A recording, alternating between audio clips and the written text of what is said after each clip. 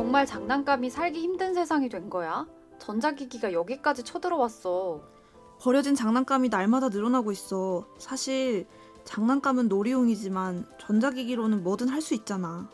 그게 나한테서 본의를 빼앗아가고 있어. 오늘 뭐 볼까 고민하는 분들을 위한 취향 추천 팟캐스트 책플릭스. 이번 에피소드는 영화 토이스토리 5 속 한 장면으로 시작합니다.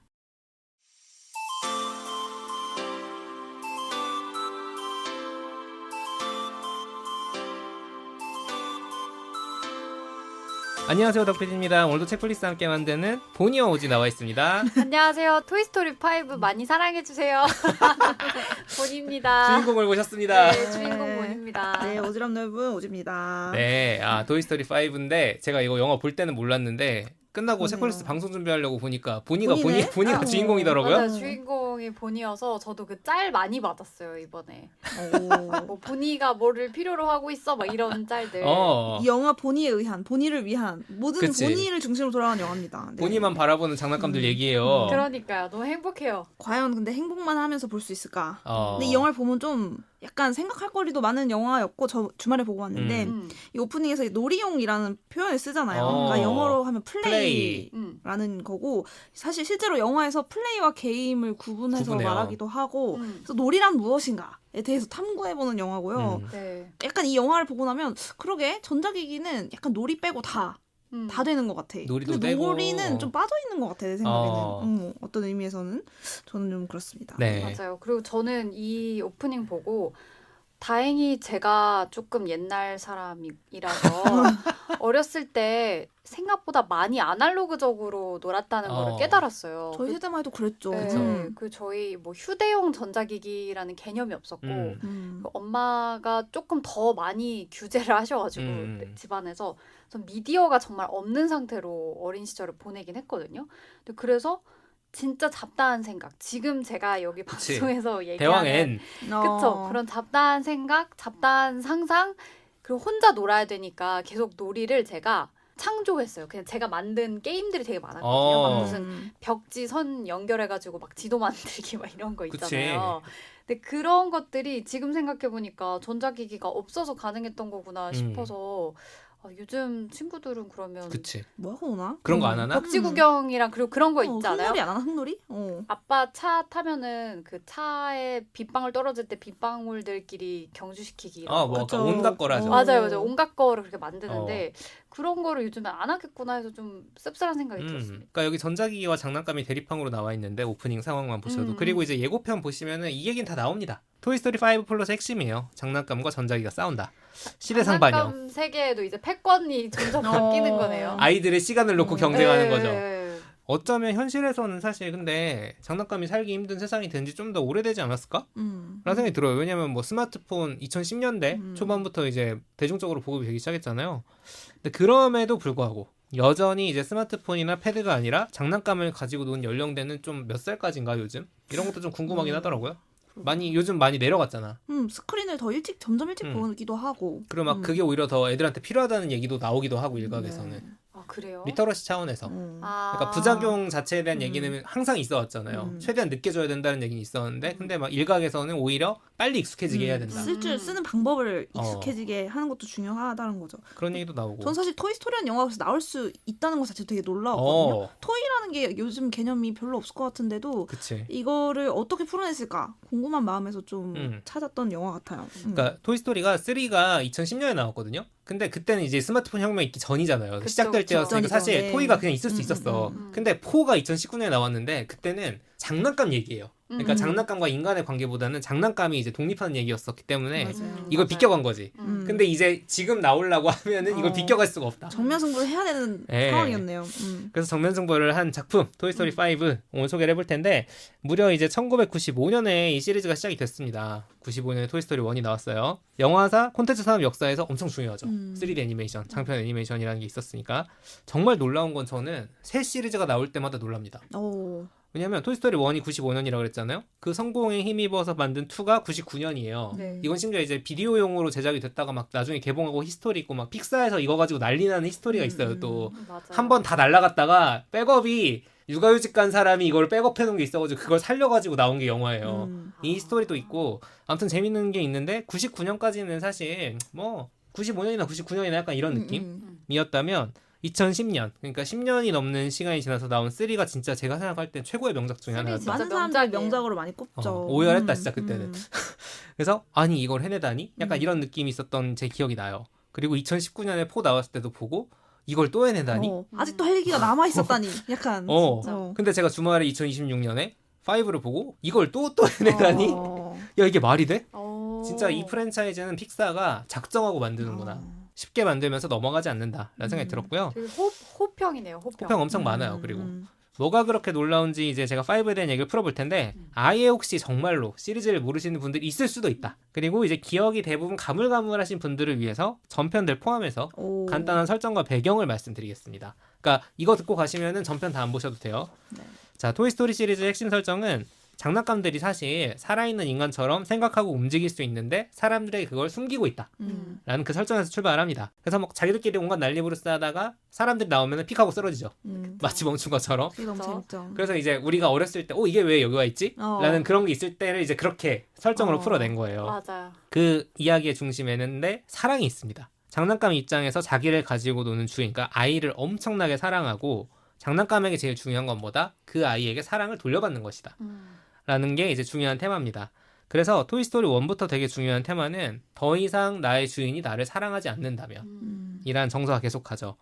1에서는 이제 앤디라는 남자아이가 장난감의 주인으로 나오는데 이 앤디가 원래 제일 좋아하던 카우보이 인형 우디에게 우주비행사 인형이라는 경쟁자가 나타납니다. 버즈. 신식 직업에 신식 기능을 갖춘 장난감. 카우보이와 우주비행사. 우디는 그냥 줄 땡기면은 소리 나오는 것밖에 없는데 버즈는 막 뭐가 펼쳐지고 불빛도 나오고 세계관도 더 짱짱하고 엄청 그리고 우주의 대마왕과 싸우고 약간 이런 설정이에요. 그래서 이 두 사람이 이제 경쟁을 하게 두 장난감이 경쟁을 하게 되는데 뭐 우여곡절 끝에 1에서는 우디와 버즈가 앤디의 다른 위기를 같이 해결하면서 이제 우정을 쌓게 되고 좋은 협력자가 됩니다. 근데 이때 우디파 버즈파 좀 나뉘잖아요. 엄청 싸웠겠죠. 누구 좋아하셨어요?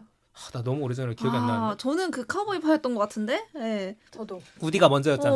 버즈는 약간 늦게 들어오네요. 재수가 좀 재수 없었어. 맞아요. 그런 느낌이 좀 있었어요. 턱도 막 턱도 맞아. 우리 동양 어린이가 받아들이기에는 좀 부담스러운 턱이었다. 그럴 수 있겠다. 자, 그러면 이제 2편에서 무슨 일이 벌어지냐면 우디가 사실 되게 희귀한 카우보이 인형이었던 거예요. 그래서 한정판 세트야. 이거 뭐 옥션에 팔면 대박 약간 이런 급인 거지. 그러다 보니까 박물관에 전시될 수 있는 기회가 생깁니다. 그래서 우디한테 갈림길에 놓입니다. 앤디는 점점 커가고 있어. 관심이 점점 멀어져. 장난감들과 노는 시간이 줄어들어요. 앞으로 그게 더 심해지겠죠, 당연히. 아이는 성장하니까. 근데 그럼에도 불구하고 앤디 곁에 남아서 앤디의 사랑을 받을 것인가, 아니면 박물관에 전시돼서 굉장히 많은 아이들에게 보여지고 사랑받을 것인가, 그거를 이제 또 2편에서 엄청 풀어내죠. 우리는 결국 앤디 곁에 남기로 합니다. 그렇죠? 뭐 스포 아니겠지 이거? 예정된 수순이죠. 설마 박물관이요 이렇게 하진 않겠죠. 2편에선 그래요. 근데 2편이 되게 활극적으로 재밌어요. 그리고 3편이 되면은 앤디가 이제 대학생이에요. 좀 인간적으로 2편까지는 그렇다 쳐. 근데 대학생 됐는데 줄 땡겨가지고 카우보이 가지고 놀겠냐고요.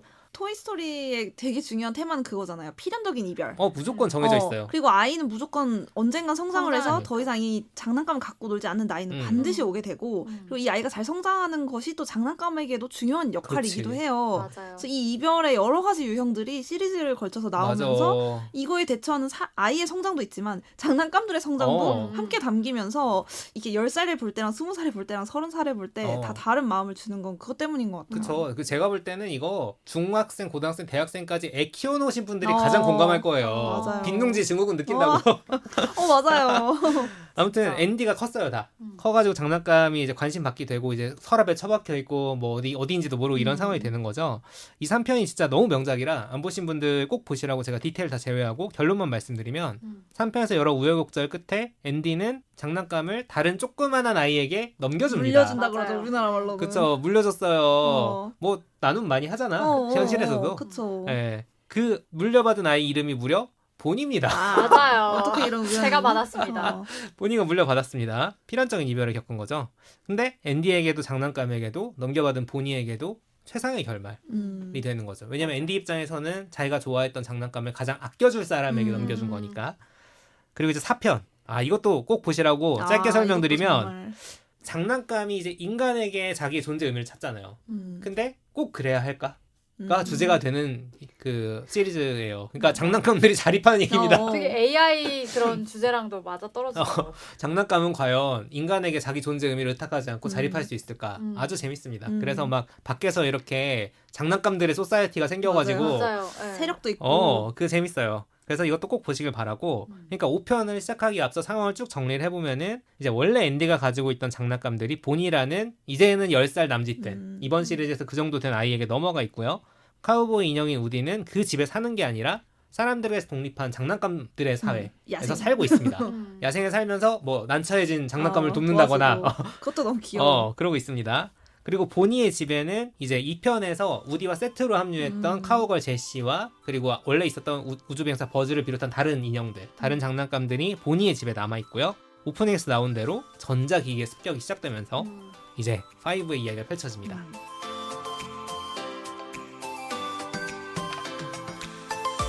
제가 토이스토리 5를 간략하게 설명을 해드리면서 스토리도 스토리지만 뭐 공감 포인트를 조금 같이 나눠보도록 하겠습니다. 주인공은 보니의 집에 남아있는 카우걸 제시입니다. 제시는 근데 원래 에밀리라는 여자아이의 장난감이었어요. 여자아이가 가지고 있던 카우걸 인형이었던 거죠. 우디처럼 등 땡기면은 소리 나오고 그리고 이제 불사이라는 말 인형과 세트입니다. 지금은 그 집에 남아있는 장난감들의 리더 역할을 하고 있습니다. 본인은 여전히 장난감들을 가지고 상상놀이하는 걸 즐기는 아이예요. 가지고 놀아요. 뭐 공룡 장난감, 동물 인형, 뭐 카우걸, 우주비행사 이렇게 원래 장난감의 속성이라는 게 있지 않습니까?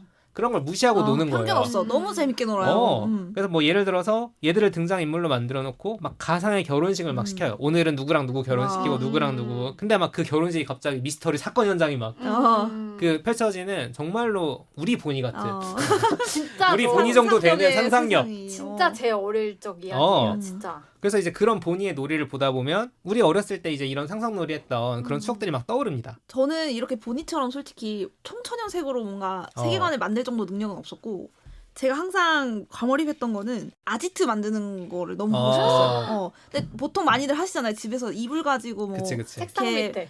이렇게 서양 사람들도 하는 것 같더라고요. 뭐라 그러지? 그 포트리스라고 해가지고 하여튼 저도 그래서 집에서 이불이랑 수건 다 갖다가 뭔가 텐트처럼 만들기도 하고 맞아. 저는 한 번은 우산을 다 가져와서 방 안에서 우산을 이렇게 다 펴가지고 이렇게 동글동글하게 연결해가지고 저희 집에 빨랫줄이 있었거든요. 빨랫줄에 이렇게 연결을 이렇게 해가지고 막 요새를 만들고 그러면서 많이 놀았거든요. 내 공간을 만들고 뭔가 내 공간에 대한 그게 있었나 봐요. 그쵸. 어린 아이들이 가지지 못하는 게 자기만의 공간이잖아요. 그 아지트에서 이제 엄마 아빠 못 들어오게 하고. 그래서 뭐 하고 놀았어?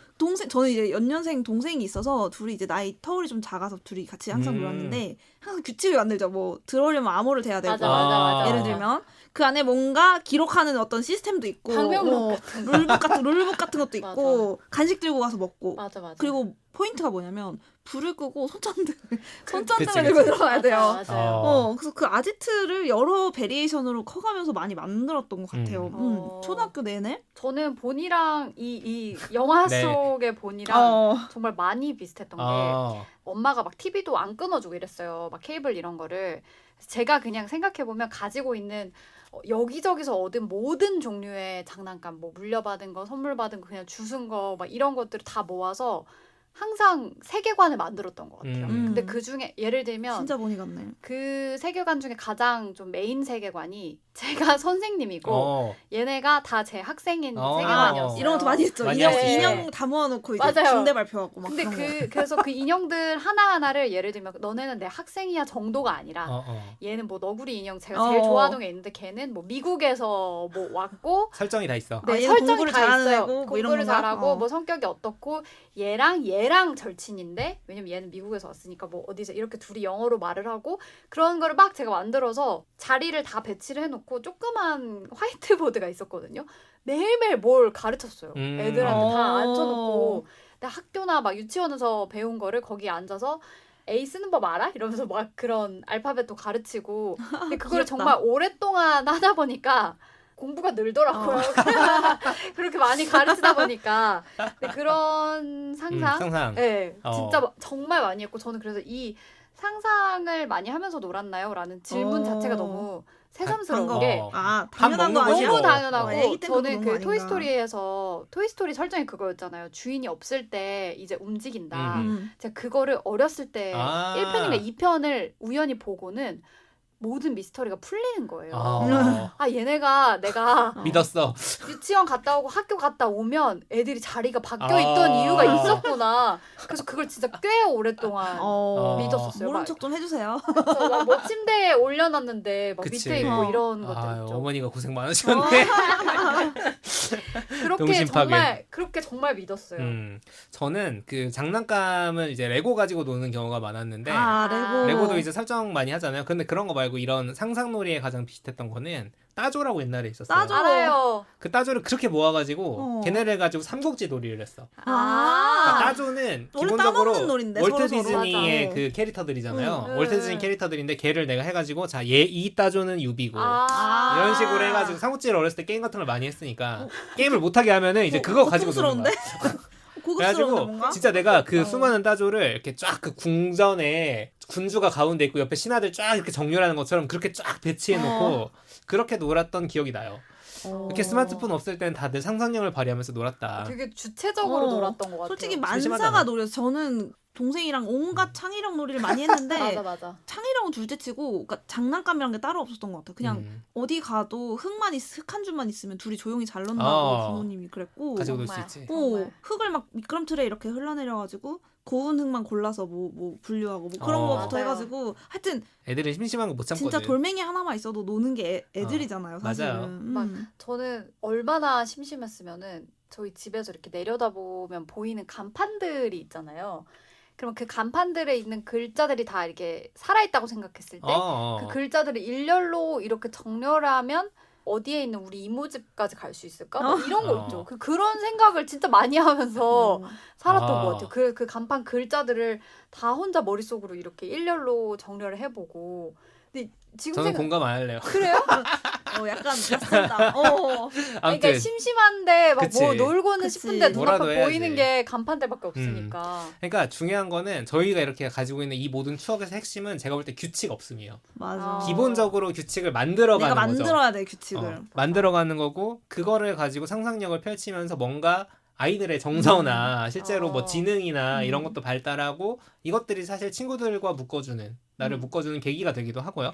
거기에 한 가지 더해서 그때 제가 그 인형들을 통해서 스스로 충족했던 게 그러니까 이 인형들은 제가 없으면 의미가 성립하지 않는 대상인 거잖아요. 그거를 존재잖아요. 그 나이 때 성립했다. 그렇게 생각하진 않았지만 제 방에만 들어가면 나를 위해 존재하는 그 그치. 친구들이 그치. 그렇게 항상 기다리고 있고 걔네가 저한테 사랑을 주지 않는데도 사랑을 주는 것 같았어요. 사랑을 준다니까. 토이스토리 봤잖아. 얼마나 사랑하는데. 거기서 막 초롱초롱하게 저를 지켜보고 있고 나를 꼭 잘 때도 막 나를 지켜줄 것 같고 그 서로가 없으면은 성립하지 않는 사이라는 그런 느낌이 그 어릴 때 약간 애정을 많이 채워줬던 것 같아요. 맞아요. 그러니까 지금 저희가 신나게 얘기했던 이 부분들이 토이스토리를 보시면 무슨 말인지 확 오실 겁니다. 그러니까 스토리 설명 다른 게 다 필요 없어요. 요 정서가 얼마나 소중하고 너무 이 경험이 놀고. 얼마나 아이에게 중요한지 그리고 인형들에게도 중요한지 이제 그런 것들을 보여주는 우리 인형들 어디 갔다 버렸어. 네, 아무튼 그렇게 이제 보니도 이렇게 놀아요. 그 토이스토리 속에서 보니도 이렇게 놀고 있습니다. 그런데 이 평화로운 집에 불청객이 찾아와요. 바로 전자기기인 릴리패드입니다. 애들이 쓰는 아이패드 같은 개념이에요. 실제로 이런 게 뭐 엄청 있는지 잘 모르겠어요. 요즘 많아요. 요즘 많아요. 많아요? 네. 이런 식으로 약간 실리콘 와. 케이스로 안 깨지게 잘 만들어진 어린이용 맞아. 학습패드. 아무튼 많죠. 말세다. 말씀입니다. 근데 이제 릴리패드는 안에 당연히 게임도 엄청 많고요. 소셜미디어 기능도 있어서 막 대화방 만들 수 있고요. 우리가 뭐 스마트폰으로 하는 뭐 파일 전송, 촬영, 메시지 보내기 이런 게 다 됩니다. 사실상 아이패드예요. 아이패드잖아요. 그냥 스마트패드라고 생각하시면 돼요. 근데 이 릴리패드라는 애를 보는 순간 보니의 눈이 변합니다. 그쵸. 거의 마약 중독자의 눈처럼. 보라. 근데 그럴 것 같아. 나도 그럴 것 같아. 내가 나이 30 먹고도 이러는데 10살은 얼마나 더 신세계. 그쵸. 맨날 보던 게 아니고 일단 자극의 수준이 그쵸. 다르죠. 그래서 이제 보니가 여기에 관심을 보이고 관심을 사로잡는 상황까지 되다 보니까 장난감들과 릴리패드는 대립을 하겠죠. 얘는 좀 얄미워. 얘도 이제 장난감들처럼 그 사람 없을 때 깨어나가지고 뭐 이것저것 하는데 약간 빌런인가? 초반에 느끼긴 얘가 빌런이구나. 왜냐면 예고편만 보면 약간 그렇게 느껴지거든. 맞아요. 근데 또 얘는 악의는 없어요. 왜 악의가 없냐면 보니가 친구가 되게 없어서 고민이에요. 친구를 잘 못 사귀고 있었거든요. 소심한 애야 되게. 이 장난감들도 부모님들도 그것 때문에 걱정을 하는 거야. 그래서 부모님이 사준 거예요. 다른 집 애들은 다 이거 가지고 놀더라. 그래서 릴리패드가 생긴 다음에 보니가 같이 뭐 춤 수업 듣는 애들이랑 대화방도 생기고 그 외국에서는 어린이들 막 집에 자고 가 이런 거 하잖아요. 네. 그런데 초대도 받고 막 이렇게 하는 거야. 하다 보니까 보니가 실제로 필요로 하는 건 릴리패드인가? 장난감이 아니라? 순기능이 있었네요. 라는 생각을 해요. 10몇 초 만에 친구 서로 친구 신청을 맺어버리고 3명씩 막 친구가 되고 친구가 생겨버리고 그래서 이제 그런 관계가 만들어지는데 그 친구들 입장에서는 보니가 원래 가지고 놀던 장난감들은 소위 후진 겁니다. 유치해. 아직도 그러고 같은, 놀아? 이런 거예요. 아직도 그 장난감 가지고 놀고 실제로 약간 이런 느낌으로 놀림받기도 하고. 요즘에 애기들 사이에 너 아직 뽀로로 좋아해? 이게 멸칭이구나. 네, 멸칭. 야 근데 그 뽀로로 다음에는 뭐 예를 들어 디지몬이면은 디지몬은 그럼 안 유치해. 그러니까 뽀로로 좋아하는 애들 아직 애기 그런 거래요. 몇 살쯤 졸업해야지. 약간 이런. 나 뽀로로 안 좋아하는데? 안 좋아하는데 나 언니인데 이런데요. 근데 속으로 뽀로로 좋아하면 어떡해? 그게 숨겨야지. 사실은 그러니까. 좋아하고 있을 수 있죠. 그러니까 이게 보니가 겪는 일이잖아요. 본인은 여전히 그 장난감들이 너무 좋지만 숨겨요. 친구들한테 나 이제 이런 거 가지고 노는 애 아니야. 센 척하는 거지. 그런 적 저도 많죠. 근데 누구나 이 연령이 온다 생각하거든요. 내가 아이가 아님을 되게 인정받고 싶은. 근데 이 영화만 봐도 느껴지지만 그 연령이 되게 낮아진 것 같아요. 그쵸. 이게 10살 남짓으로 나오거든요. 티네이저 때 겪을 만한 일들을 되게 10대가 되기도 전부터 슬슬 겪는 느낌? 그러니까 초등학교 고학년도 아니야. 초등학교 저학년쯤에서 이미 이제 나 졸업 약간 이런 느낌이 돼버리는 장난감 거죠. 싫은데? 막 이렇게 되는 거죠. 그러다 보니까 이 보니 입장에서도 그 또래의 영향을 받게 됩니다. 그래서 릴리패드를 택하고 장난감들과 멀어지는 거죠. 이 과정을 이제 제시가 그 카우걸 인형 제시가 지켜보면서 이래저런 일들이 벌어지고 여차저차해서 이제 제시가 본인의 집에서 벗어나서 블레이즈라는 또 다른 여자아이 집에 뚝 떨어지게 됩니다. 일부러 간 건 아니고 이제 사고처럼 이렇게 간 거예요. 이 난리통을 겪고 이제 막 보니가 저렇게 릴리패드에 빠져있고 어떡하지라는 상황이다 보니 제시는 전자기기를 보면 어떻겠어? 트라우마가 발동하죠. 릴리패드 막 이렇게 인상돼요. 이런 전자기기 놈들 이렇게 되는 거예요. 러다이트 운동을 하는 거예요. 러다이트 운동 필요하다니까. 장난감이. 예전에는 사실 아이들이 나이를 먹고 자라서 장난감에 대한 관심이 멀어져서 버림을 받았는데 이제는 아이는 나이 그대로 있는데 아직 버려야 될 시기가 안 왔어. 우리의 필연적인 이별은 아직 몇 년 남았어요. 근데 아이들의 세계에 전자기기가 침범해 들어오는 거죠. AI에 대체되는 인간 심정을 니들이 이제 알겠냐? 그것까지 걱정하시죠. 아무튼 그렇게 해서 제시가 굉장한 적개감을 가지고 있는데 그런데 그러면 진짜로 전쟁을 하느냐 전자기기와 그렇게 되지 않습니다. 제가 이 작품의 진짜 스토리가 놀랍다고 생각했던 건 뭐냐면 그렇게 단순하지 않다는 걸 보여준 존재들이 나타나요. 바로 장난감처럼 과거에는 주인에게 사랑받다가 지금 버려진 올드한 전자기기가 나와요. 와, 극중의 세계 뭔지는 제가 영화 보실 분들을 위해 말씀드리진 않을게요. 근데 우리도 이런 거 하나씩 있습니다. 왜냐하면 추억의 전자기기가 얼마나 많아요. 뭐 지금 서랍 속에 있는지, 언제 어떻게 잃어버렸는지, 중고로 팔았는지, 누구 줬는지. 네. 맞아. 그런 모르는 것들이 있어요. 저 같은 경우는 저는 MP3로 CDP가 넘어가던 시절부터 MP3를 되게 일찍 구매해서 썼었는데 돈도 없던 시절이었지만 목걸이로 거는 목걸이 거는 거 있고 심지어 그 아이리버의 제일 유명한 그 초기 버전이 나오기 전에 세모난 거. 세모난 거 삼각기도 그거 나오기 전에 무슨 물방울 모양으로 32메가인가 막 진짜 말도 안 되는 노래가 한 번은 들어가요. 돌리는 거 아니에요? 막 그런 거 있을 때부터 썼어요. 걔 어디 간지도 모르겠다. 되게 멋있었겠다. 난 삼각불부터 썼는데. 근데 웬만하면 그때 CDP 듣는 게 나왔어. 가성비적으로 그 삼각불 몇 곡 안 들어가거든요. 128메가짜리 나올 때부터 이제 MP3의 시대가 시작이 된 거죠. 그런 것들부터 시작해서 뭐 전자사전 이런 것도 있고 되게 예전에 엄청 아껴 썼는데 지금은 어디 갔는지도 모르겠어. 어떻게 처분했는지도. 혹시 그거 아세요? 개구리 모양으로 생긴 카세트 테이프? 아니요. 모르세요? 카세트 플레이어? 네, 카세트 플레이어인데 이렇게 위에 귀처럼 키오스크 귀처럼 달려 있는 거. 이거 분명히 아시는 분들 제가 이거 혹시 몰라서 오기 전에 검색해봤더니 이게 삼성의 당시 엄청 큰 히트 상품이었대요. 그래요? 근데 저는 이게 엄마가 영어 듣기 평가 공부하라고 이거 라디오 기능 되는 걸 저한테 숨기고 이거 테이프만 들어야 돼라고 그걸 맞아요. 이거 알아? 이거를 카세트 테이프 영어 테이프만 들으라고 사주신 거예요. 그래서 전 진짜 영어 테이프만 듣다가 어느 날 초등학교 제가 4학년 때인가 볼거리라는 그 병이 크게 유행했었어요. 그래서 태어나서 처음으로 학교에서 일주일 동안 학교를 나오지 말라는 그 얘기를 듣고 방에 근데 진짜 아팠거든요. 그래서 방에 일주일 동안 처음으로 태어나서 누워 있게 된 거예요. 코로나를 미리 경험했네. 맞아요. 근데 너무 심심하고 뭐 할 수 있는 게 없으니까 저 개구리를 진짜 막 아무거나 막 눌러보다가 라디오가 갑자기 나오는 걸 발견한 거죠. 근데 저 개구리의 눈을 이렇게 돌리면 계속 다른 채널들이 계속 나오고 아프고 막 눈도 뜨기도 힘들고 막 누워있는데 완전 신세계인 거예요. 진짜 스마트폰을 처음 발견한 인류처럼. 그래서 그때 제가 처음으로 라디오가 너무 재밌고 나랑 동시에 사람들이 저기서 뭔가를 하고 있다라는 거를 내가 연결할 수 있구나. 그 감각을 처음 느꼈었고.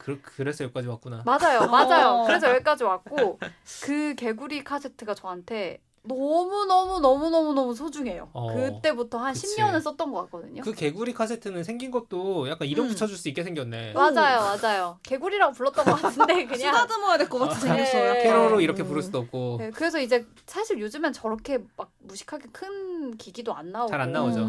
누가 저거 돌려가지고 뭐 라디오 들으면서 살아요. 근데 저 때 그 개구리 세심하게 이렇게 돌리면서 주파수를 맞췄던 그 경험이 너무너무 소중한 어릴 때 기억으로 남아 있어요. 그러니까 그 개구리 카세트 검색해 보시면 여러분도 보실 수 있는데 보면은 많을 것 같아요. 여러 우리가 흔히 알고 있는 카세트 플레이어, 카세트 돌아가고 라디오도 달려 있는 약간 이렇게 미니밥솥보다 좀 작은 형태의 맞아요. 이제 그런 정도의 것이고 근데 우리 본가에 가면 아직도 우리 부모님은 이 개구리는 아니지만 이런 걸로 들으세요. 라디오를 이걸로 들으시더라고요. 저게 다 되잖아요. CD, 라디오, CD 되지, 라디오 되지, 카세트까지. 카세트 되지. 집집마다 저게 있었어요. 근데 저도 거의 비슷한 느낌으로 애착을 갖고 있던 라디오가 하나 있었거든요. 지금 들으니까 생각이 나는데 저는 약간 비슷하면서 다른 게 좀 앞서가는 애들은 CDP를 집에서 사주기 시작하던 그때인데 CDP를 사주는 형편은 아니었지만 어디서 뭔가 기념품인지 사은품인지로 라디오 되는 기계를 꼭 생긴 거는 좀 뭐랄까 무전기 같기도 하고 장난감처럼 생긴 라디오를 받았는데 그 비슷한 걸 느꼈어요. 그러니까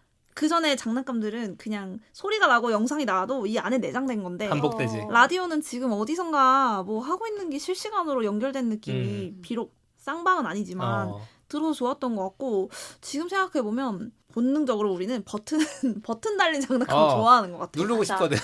어린아이는 뭔가 발달 단계에서 뭔가 버튼이 있는 장난감을 너무 좋아한다는 생각이 들어요. 저도 버튼이 있는 거는 다 누르면서 이렇게 탐색을 하잖아요. 이건 무슨 기능이고 이건 뭐고 실제 가짜 버튼이어도 아이들이 버튼 있는 걸 좋아한다는 생각이 드는 게 요즘 제가 운전을 해서 다니는데 차 버튼이 다 없잖아요. 요즘은 맞아요. 터치잖아요. 핸드폰도 이제 다 터치고 되게 불편해요. 안 보고도 누를 수 있는 그 버튼 시절의 차가 맞아.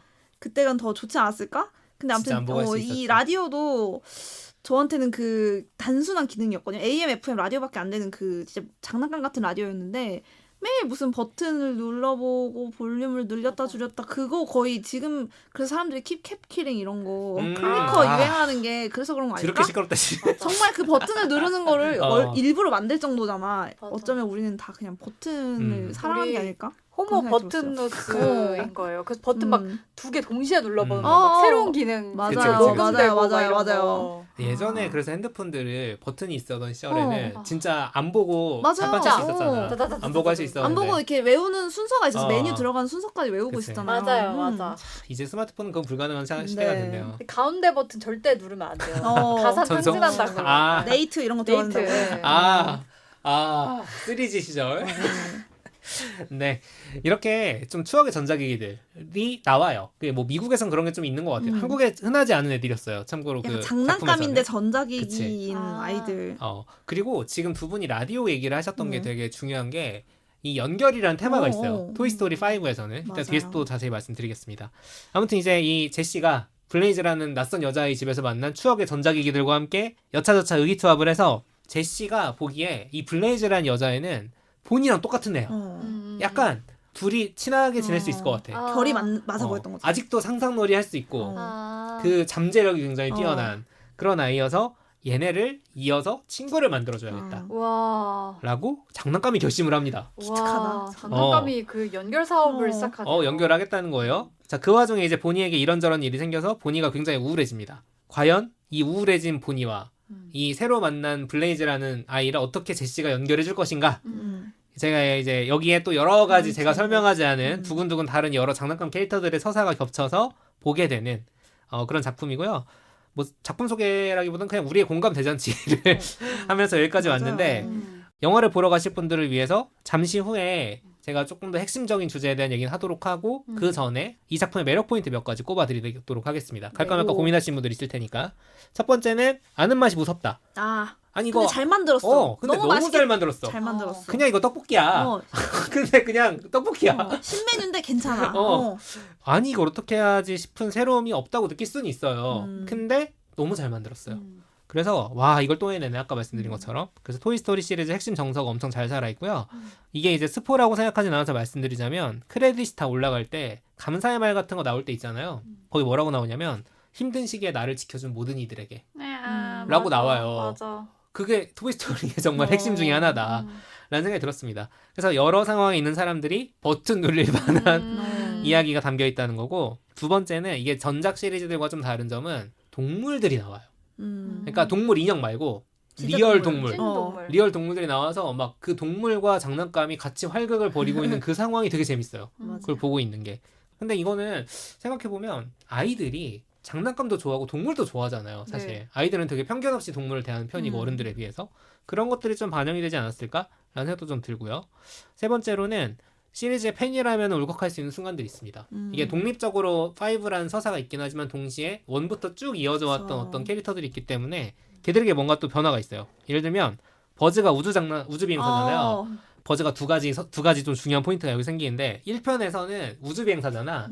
자기가 설정상 날 수 있어. 맞아요. 근데 못 날잖아. 맞아. 못 나는데 5편에서 어떻게라고는 제가 설명드리지 않겠으나 그 경험을 합니다. 또 백미예요. 그 아주 멋있어요. 오, 저걸 해내네. 약간 이런 이걸 느낌이에요. 이렇게 풀어내네. 약간. 그리고 말이 돼. 2026년 시점에 말이 돼. 너무 말이 되고 개연성 있고 막 와이파이 연결되고. 그쵸. 그리고 이제 5편에서 또 버즈에게는 굉장히 중요한 또 이벤트가 하나, 도키도키한 이벤트가 하나 있기 때문에 그 서사를 좀 지켜보시는 맛이 있고요. 그러니까 1편과 5편 사이에 현실에서 30년이 흘렀잖아요. 1995년과 2026년이니까 극 중에서는 제가 볼 때 한 20년 정도 흐른 것 같아요. 대충 계산해보면. 앤디가 대학생 됐을 때 본인 나이 같은 거 생각을 해보면은 그 시간이 반영된 뭉클한 장면들이 있습니다. 시간이 이렇게 흘렀구나가 보여져요. 예를 들어 이제 제시가 이제 에밀리라는 아이와 처음에 자기를 좋아했던 에밀리라는 아이와 이제 에밀리가 성인이 되기 전에 조금 헤어졌는데 그 에밀리는 지금 이 시간이 흐른 다음엔 어떤 사람이 되어 있을까 같은 거. 이게 나중에 다 나옵니다. 막 나는 5열까지는 아니었어도 진짜 계속 울었어. 뭉클하고 진짜. 나처럼 좀 약한 사람은 울 거고 아닌 사람들은 그냥 약간 울컥할 텐데 그런 장면들이 굉장히 많아요. 그러니까 우울한 게 아니라 뭔가 아름답고 투명해서 나오는 눈물들이 있습니다. 맞아. 근데 이제 옆에 있는 애들은 하나도 안 울더라고. 어른들만 줄줄. 저도 그래서 안 운 게 주변에 수많은 꿈나무들을 보면 제가 참을 수 있었어요. 내가 여기서 울면 정말 주말에 보면 애들이랑 같이 보게 되잖아. 맞아요. 나도 처음에 예매할 때는 너무 사람이 적어가지고 와 적게 보겠다고 갔는데 토요일 11시에 갔더니 애들이 천지인 거야. 와, 어른 울보드라 당당하게 울어라. 손수건 가져가라. 훌쩍훌쩍한다. 아마 인사이드 아웃이나 유미의 세포들 같은 작품들 좋아하셨던 분도 비슷한 코드를 느꼈을 텐데 오직 나의 행복만을 위해서 집중하고 몰입해주는 존재들이잖아요. 장난감 세계관이 그렇잖아요. 토이스토리도 그 집에 사는 장난감들은 기본적으로 그 아이가 너무 재밌고 행복한 거를 되게 원하는 그런 상황인 거예요. 그래서 반대로 아이가 뭔가 우울하거나 친구들이랑 뭔가 일이 있거나 뭔가 이게 변화를 겪으면 장난감들도 걱정해요. 같이 우울해. 막 어떡하지? 문제를 해결해 주려고 해결해줘야지. 하고 이 아이를 친구를 만들어줘야겠다. 그럼 나랑 헤어져도 괜찮아. 그치. 얘는 친구가 있어야 돼. 친구를 만들어서 행복하게 지냈으면 좋겠어. 그러니까 나의 행복만을 정말 조건 없이 대가 없이 이렇게 원해주는 존재들 거의 종교적인 수준의 이런 안정감과 따뜻한 마음을 주는 작품이라는 점에서 어른이 봐도 그런 위로를 이제 우리가 살면서 잘 찾기가 어렵잖아요. 서로 어떻게 보면 주고받는 게 있는 그치. 생활에 익숙하니까 우리는 그런 정도의 감각이 있었고 여기서 이제 또 중요한 테마가 놀이라는 개념이에요. 그러니까 게임과는 심지어 구분하거든요. 근데 이제 순수한 의미에서 놀이는 뭘까?라는 질문을 이렇게 던지는 작품이잖아요. 사실은. 그치. 장난감이 아니더라도 우리는 놀이를 이제 하면서 살아가는 존재들인데 이제 어떤 실험에서 사람들한테 이제 시간을 좀 대기해야 되는 시간을 주고 갖고 놀라고 장난감 같은 걸 놔둔 거예요. 어른들인데 예를 들면 뭐 고리 던지기나 뭐 이런 투호 던지기 같은 던지기 장난감을 주면 알아서 적정한 정도의 난이도의 거리를 조절해서 논다는 거예요. 아. 피실험자들이. 너무 쉽지도 재밌을 정도로. 너무 너무 어렵지도 않게. 어렵지도 쉽지도 않게 스스로 약간 도전이 될 정도의 난이도를 찾아서 그 거리를 설정해서 던지고 노는 사람이라는 거예요. 맞아, 존재가. 인간이 다 그래 생각해보면. 그래서 사실은 놀이라는 게 규칙이 없는 상황이잖아요. 누가 어떻게 놀아라 정해주지 않은 상황에서 내 스스로 어떤 제약을 일부러 만들고 그 제약을 통해서 이렇게 성장할 수 있는 그 되게 중요한 시간이라는 메시지를 주잖아요. 그런 의미가 놀이의 정의라면 아이가 아니지만 우리는 지금도 놀면서 살아가는 존재고 또 놀이를 통해 성장할 수 있는 존재라는 생각이 들어서 아 내가 게임을 한 지는 되게 많은 것 같아. 최근에 게임은 정말 많이 해봤는데 놀아본 거는 언제지? 그런 정의 하에서의 놀이를 해본 지 언제인지 그게 되게 새롭더라고요. 이게 생각을 해볼 만한 점이 있는 게 그 놀이와 게임을 약간 대비시켜서 세계관으로 보자면은 놀이는 방금 오지가 말한 것처럼 일정한 확장의 방향성이 있죠. 그리고 성장에 대한 발판 같은 게 있고 그리고 규칙을 자기가 만들 수 있죠. 맞아. 게임은 기본적으로 설정된 규칙 안에서 노는 거예요. 맞아요. 이제 그렇게 대비시킬 수 있어요. 맞아요. 물론 요즘은 이제 이렇지 않은 게임도 있기 그쵸, 때문에 제 생각에도 이게 엄밀한 구분은 아니지만 아니고 굳이 대조하자면 그럼 어떤 세계관으로 살 것인가? 예를 들어서 내가 논리적으로 이 삶을 대할 것인가 아니면은 사회의 룰이 이런 거야. 맞아. 여기서 맞아. 이런 식으로 해야 되라고 높은 점수를 내야 되는 거야. 이 목표는. 그 목표만 가지고 살 것인가는 굉장히 다른 의미를 그러네요. 준다. 거기까지 이제 갈 수 있는 거죠. 어른들아 놀아라. 그러니까 게임은 이 룰에 내가 수동적으로 그렇죠. 반응하는 거고 놀이는 그 룰까지 내가 능동적으로 만드는 거기 그렇죠. 때문에 조금 더 에너지가 많이 들고 그러니까 이 픽사의 이 제작진은 내가 볼 때 꼰대들이야. 어. 왜냐면 자고로 사람은 놀이처럼 살아야지 게임처럼 살면 안 되라고 하는 거야. 근데 이제 게임을 좀 아는 내 입장에서는 아 요즘 게임 안 그런 것도 많은데요라고 이제 항변하고 싶지만 아무튼 맞아요. 요새는 게임도 워낙 깊이와 어떤 넓이가 넓어졌지만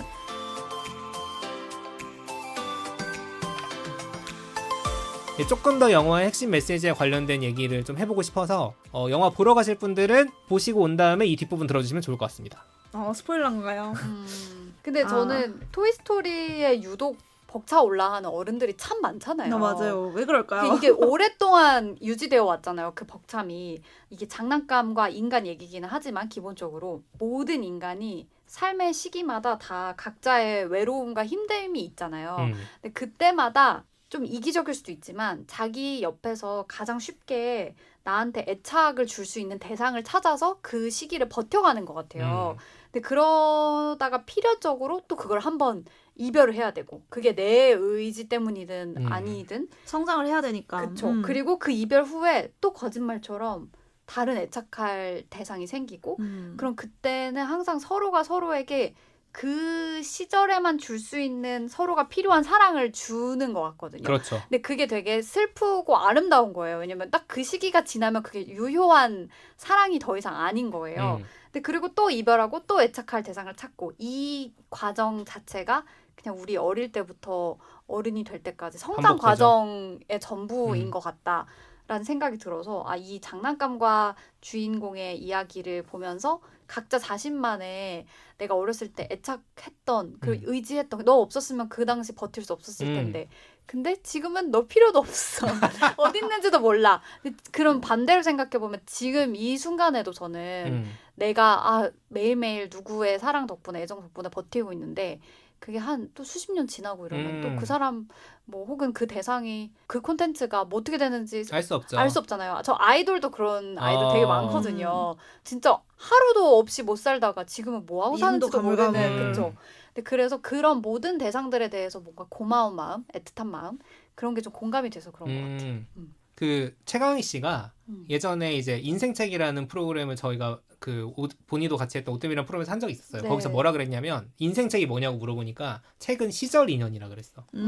그 시절 나에게 굉장히 중요한 포인트를 주는 진짜 맞는 거. 그런 얘기를 하면서 이제 그 최강희 영사배 여러분 가서 댓글 달라고 하는데 왜 댓글을 안 달리고 계시는지 모르겠어요. 한 분인가? 가서 한번 보세요. 네. 가서 한번 보시고 그 최강희 인생책 검색하셔도 나옵니다. 그 내용도 지금 보실 수 있으니까 한번 여기서 한 번 더 부탁을 드리도록 하겠고요. 아무튼 중요한 거는 본이가 말한 것처럼 어떤 시기에 나에게 소중했던 존재 같은 것들에 대한 기억을 우리가 가지고 있다는 거죠. 그래서 본이가 말한 것처럼 우리가 뭔가 소중히 여기던 무언가를 누군가에게 맡기거나 떠나보내는 경험이 내가 상대방일 수도 있고 내가 그걸 주도적으로 그렇게 한 경우일 수도 있잖아요. 내가 기다려본 쪽 보낸 쪽일 수도 있고 내가 떠난 쪽일 수도 있고 이제 그런 것들을 생각을 해볼 수 있게 돼요. 이 영화를 보게 되면. 그쵸. 떠나는 게 꼭 버리는 것만 떠나는 건 아니죠. 가는 게 맞아. 아니라 누군가한테 이제 이 장난감을 나보다 더 이제는 사랑해줄 사람한테 보내듯이 맞아. 저는 비교적 최근에 몇 년 전에 경험한 게 이제 제가 결혼하기 전에 저희 집에 피아노가 있었어요.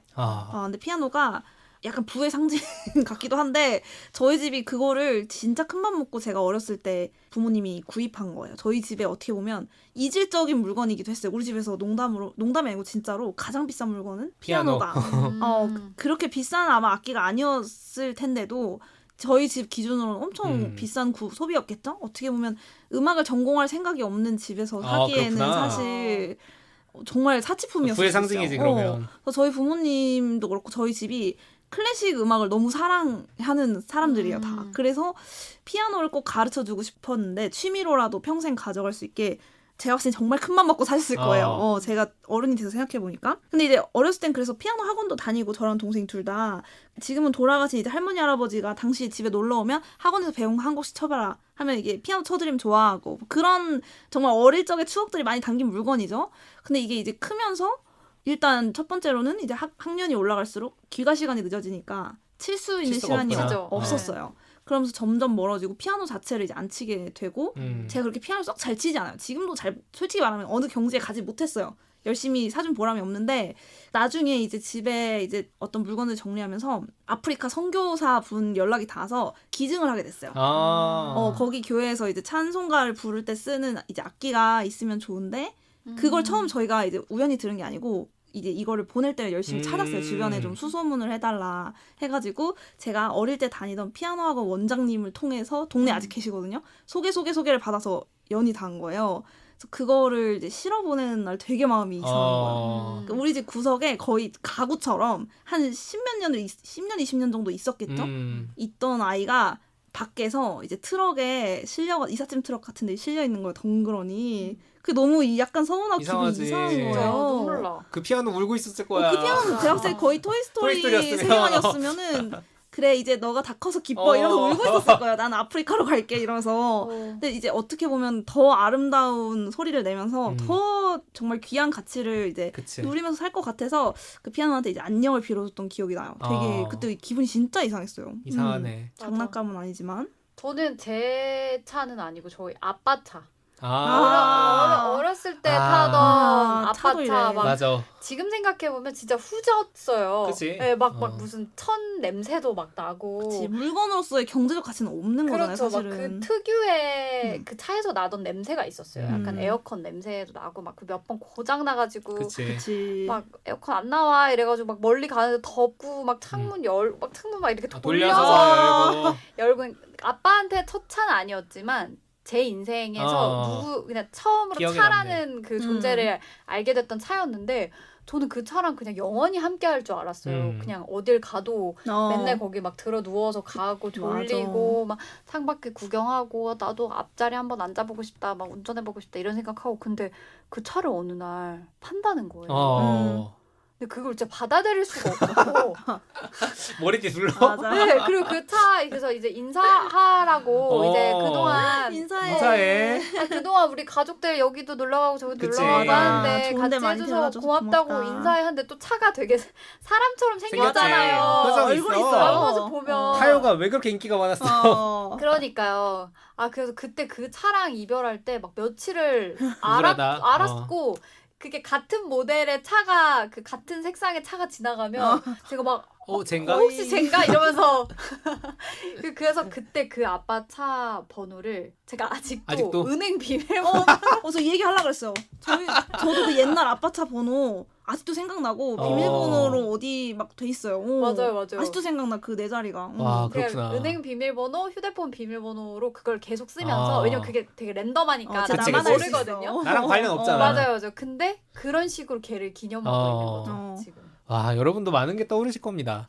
정말 영화를 보는 내내 이런 형태는 굉장히 많구나라는 생각이 들었어요. 왜냐면은 직접적으로는 뭐 사람으로 치면은 부모나 교사처럼 이제 키워서 떠나보내는 게 직업인 사람들도 떠오르고 너무 슬플 것 같아. 또 전 그래서 학교 선생님 진짜 힘들 것 그리고 같아요. 이제 부모나 교사가 아니어도 인간보다 수명이 짧은 반려동물 생각조차 하기 싫어. 이러시는 진짜 분들. 생각하기 싫어요. 그리고 이제 조금 더 다르게 생각해보면은 결혼을 했거나 뭐 장기 연애하는 경우가 아니라면 되게 짧게 불타는 연애를 반복하는 사람들 있잖아요. 그럼 괜찮아요.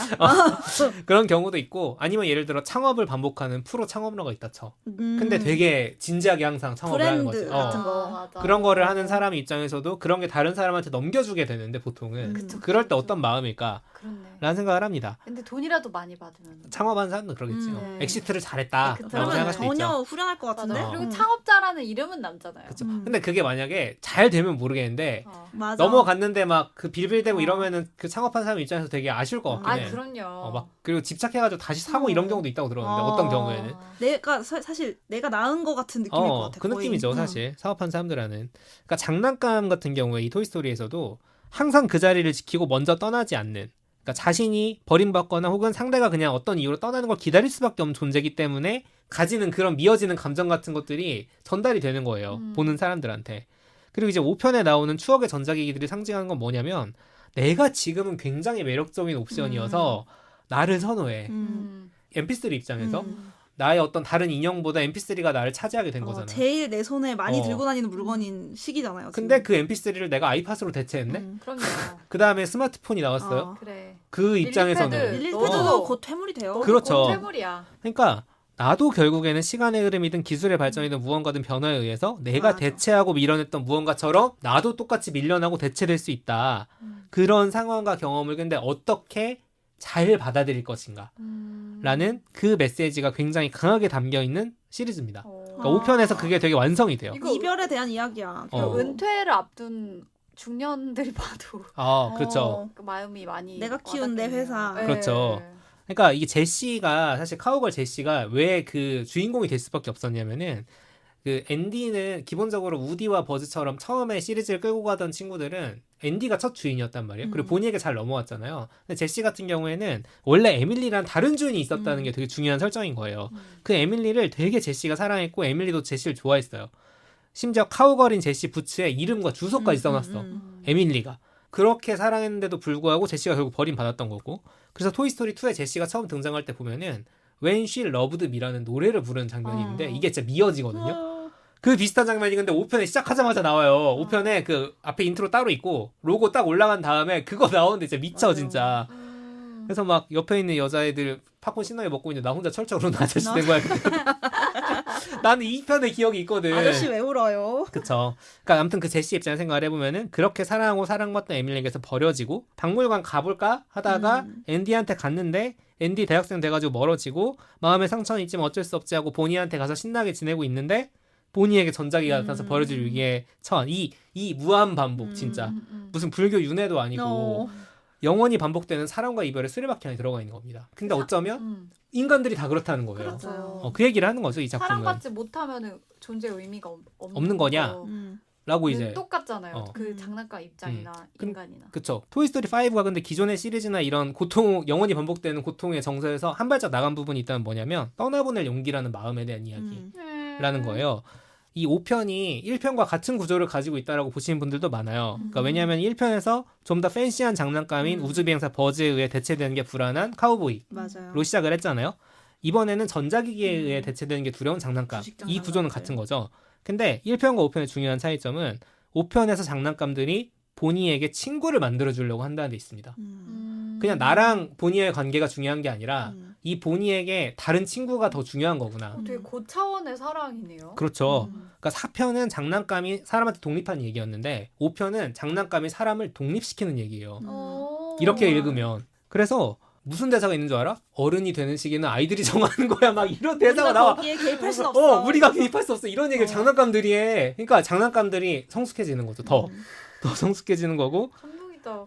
결국에 언제까지고 내가 사랑하는 대상이 나와 지금의 관계를 유지해야 된다라는 게 아니라 시간이 흘러 상황이 변하면 서로에게 더 나은 관계의 형태라는 게 가능해질 수 있다라고 말하는 거죠. 사랑이 되게 입체적으로 변했네요. 단순히 내가 사랑을 받냐 아니면 주냐의 차원에서 넘어서 그쵸.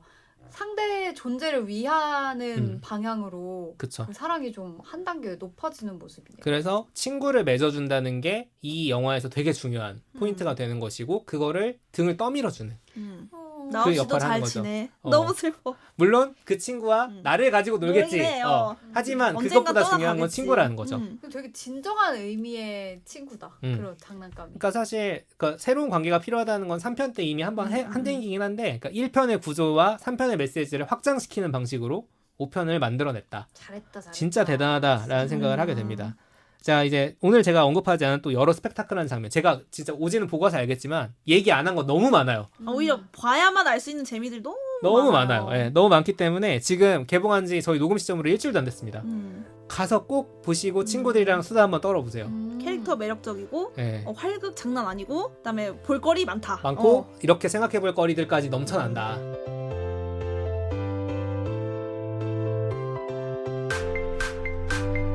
오늘 뭐 볼까 고민하는 분들을 위한 취향 추천 팟캐스트 책플릭스. 지금까지 영화 토이스토리 5 이야기 나눠봤고요. 오늘 오랜만에 탑방에 저희의 캐릭터를 가지고 댓글을 남겨주신 분이 두 분 계셔가지고 그 댓글을 소개해보겠습니다. 캐해를 해주셨군요. 우선 냠냠이 냠냠님 아이디가 매력적이시네요. 댓글 달려고 팟빵 회원가입했네요. 팟빵 듣고 계시죠? 잘 들어주세요. 책플릭스가 제 삶에 얼마나 선한 영향력을 끼치는지 감사한 마음 꼭 전하고 싶어요. 감동이다. 닉네임답게 항상 심도 있게 파고들어주시는 덕PD님. 신선한 시각과 유쾌하고 발랄함이 느껴져서 듣고 있으면 미소가 지어지게 하는 본인님. 이건 또 처음 들어봐요. 따뜻한 티 같으신 오진님. 따뜻한 티는 뭐야? 맞는 것 같아요. 그리고 책디님의 따뜻한 목소리도 그립네요. 건강한 분들의 건강한 인사이트로 가득 찬 책플릭스 애정합니다. 이렇게 감사합니다. 소개해주셨어요. 감사합니다. 그리고 너무 닉네임부터 재밌죠. 산토끼의 비리님께서 산토끼는 무슨 비리가 있나요? 저질렀나? 어떤 비리지? 영역을 뭐 어떻게 침범했나? 되게 재밌다. 첫 줄부터 재밌어요. 스포티파이 아무거나 듣다가 휘말린 지 일주일. 휘말리셨군요. 저희한테 휘말렸나 봐요. 그간 에피소드 40화 정도 들은 것 같네요. 열심히 듣고 있습니다.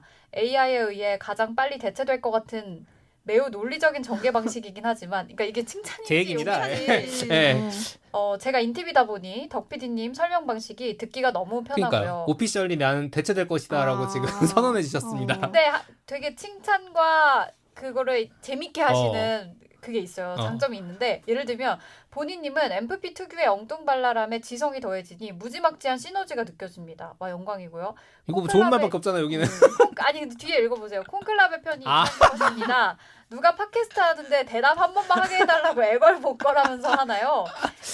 명작이죠. 콩클라베 명작. 그건 저는 실제로 눈앞에서 본인 표정을 봤잖아요. 안 해주면은 나 죽일 것 같은 분위기였어요. 진짜 애걸복걸 맞았네요. 그래서 되게 자랑스러워하고 있어요. 그때 추리에. 그쵸. 그리고 책디님과 오지님은 에피소드별로 못 뵐 때도 있어서 아직 적응 중입니다. 혹여나 잘 모르고 다른 분의 내용을 언급하면 상처가 될 수도 있고 하여 익숙해질 때쯤 다시 댓글 달아볼게요. 굉장히 조심성이 있는 분이에요. 근데 이게 재밌는 게 뭐냐면 스포티파이에서 이렇게 듣다가 스포티파이는 댓글 달기 불편하거든요. 맞아요. 그래서 팟빵에 가입하셨다는 얘기인 것 같아요. 이 냠냠이 냠냠님도 아마.